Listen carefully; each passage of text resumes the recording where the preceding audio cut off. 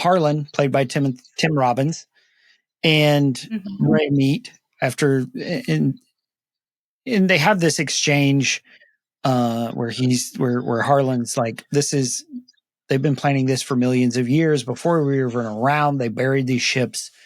This isn't a war. This is an extermination, which apparently is actually a line from the novel. But then he asks, as Ray is trying to walk away from a guy who's on the edge, he has this conversation in this flow of conversation and thought. I think we see in these two men two different ways of reaction when you've been complacent and confident. And they ask him, have you lost anyone? And he's like, everyone. Harlan says he's lost everyone. Everyone that he cares about and holds dear. All of his family is now gone to the tripods, the aliens. And I think in Ray you have a response, and in Harlan you have a response, because everybody's going to have their situation, their comfort is going to be confronted. It's going to come under attack. It's going to be threatened, shifted. And how do you respond? You see a lot of people try to hold on to it. But these two guys are sort of taking two different approaches on survival in the midst of this chaos. You afraid? Of course I am. I've been around death plenty. I drive an ambulance in the city. Drove an ambulance in the city. It's all over now, huh? You know the people that make it, Ray? The ones that don't flatline before the hospital? It's the ones that keep their eyes open. They keep looking at you. Keep thinking. They're the ones that survive. Can't lose our heads, Ray.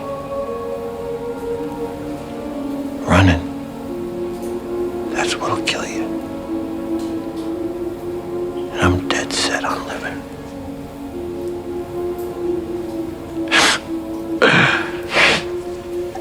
Dead set on living. Well, first of all, I mean, obviously it's, very strange that he would use dead and living in the same sentence right there. I am dead set on living. So it was kind of foreshadowing in a way.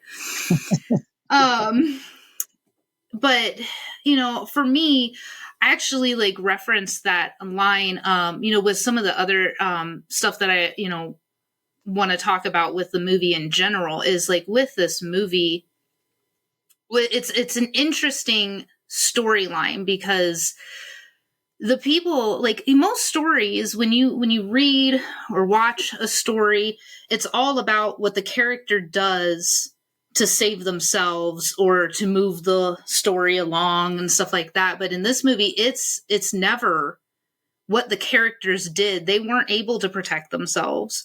They weren't able to stop this enemy, these aliens that are invading them. They couldn't. There was nothing was getting to them. They say that multiple times through the movie. They've got shields around them. They are completely unstoppable. And the characters, by the end of the story, they did nothing to stop this. They did not save themselves.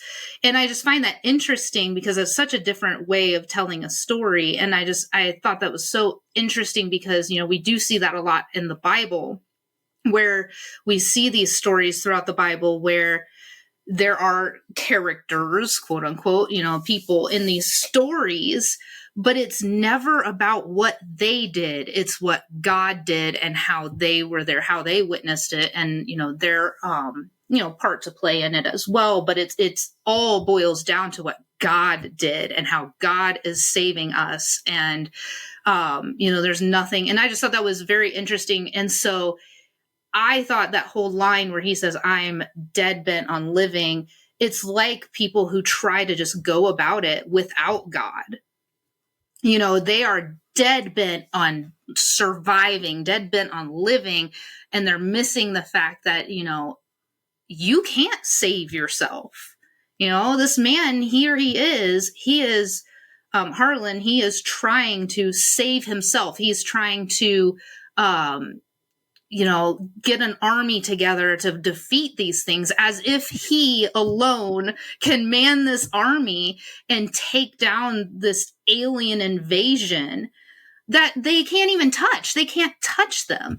And in the end, it's a cold virus, basically, that wipes them out. They do not have the immune system to be on Earth, which is interesting because they studied us for, millions of years, they said, and they didn't catch that there are viruses and germs on this planet that they might not be immune to. Should have brought a microscope. It was never what the characters did that saved them. It was always, something else behind the scenes. Just like, we can't save ourselves.